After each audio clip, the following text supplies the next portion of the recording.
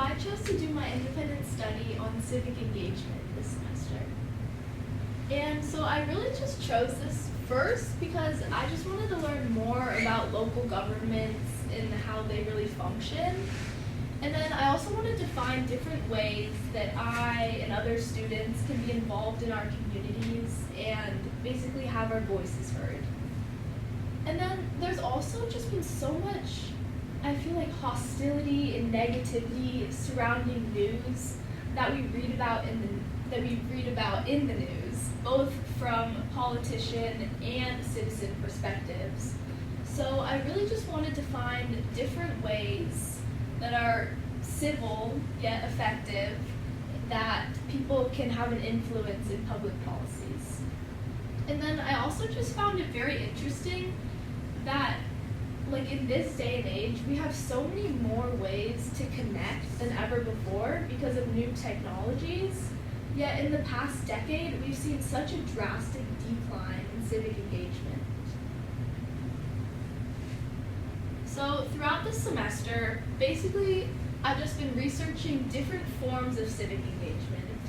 And then as a part of that, I have been watching recordings of local city council meetings and mainly focusing on the public comment section where just regular citizens are allowed to come speak their mind and just say whatever's on their mind and hopefully have someone listen. And then I've also been reading many books because kind of like a little side thing I wanted to do in this independent study, I just wanted to force myself to read more books. So I feel like that's really good for me. And so I've been reading books about civic engagement.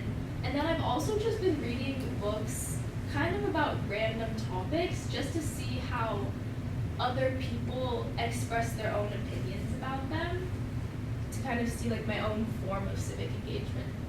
And then I've also been reading local newspapers, mainly focusing on op-ed pieces, which has then inspired my final project, where I have written 2 articles that in the next week or so I'm hoping to submit to some local newspapers to see if I can get my own published. So I just wanted to give a little background on what civic engagement can look like. From my study, I found that there's 4 main forms. There's direct service, advocacy, political involvement, and participation in association. So direct service mainly looks like philanthropy and organizing community events. Then advocacy can involve building social media platforms or writing letters to local officials. Then political involvement is voting, encouraging others to vote, running for local boards, like school boards, and helping with campaigns. Then participation in association can be joining local neighborhood groups, unions, cultural clubs, or advisory committees. So some big takeaways that I have is that democracy relies on active civic participation, which is why this topic is so important, because when citizens disengage, they're choosing to give up some of the rights that the U.S. government promises them. So we need to realize that apathy and just not wanting to learn about this is not the same as just staying neutral. In order to engage, people must first want to learn how these systems work. Because so many people complain about different topics, but no one ever does anything. Not no one, but majority. So I really wanted to see throughout this study whether it was really that hard to get your opinions out there, or if people just lack the motivation to do it.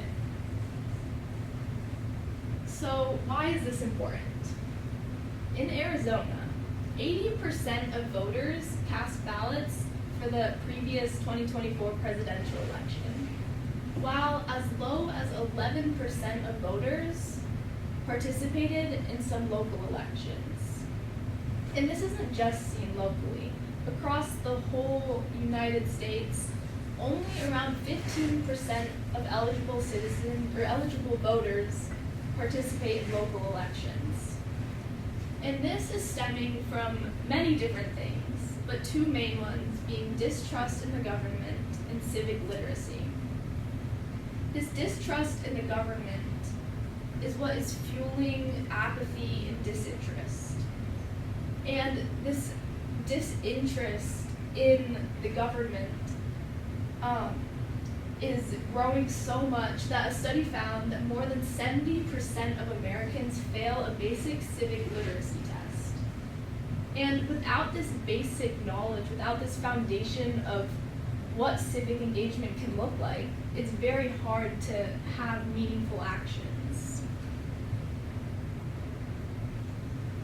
So I have one last question that I wrote in the beginning of the semester. It is, what steps can be taken to cultivate civil discourse in our current social environment? This question I basically left unanswered this semester. I focused so much on different aspects of it that I wanted to give myself enough time to focus on this civil discourse that I just figured make it next semester. So next semester, that's what my study is going to be focusing on. Now that I have all this background on civic engagement, I'll be looking more into civil discourse and how it integrates itself into our school, how it integrates itself locally, online, etc. So yeah, thank you.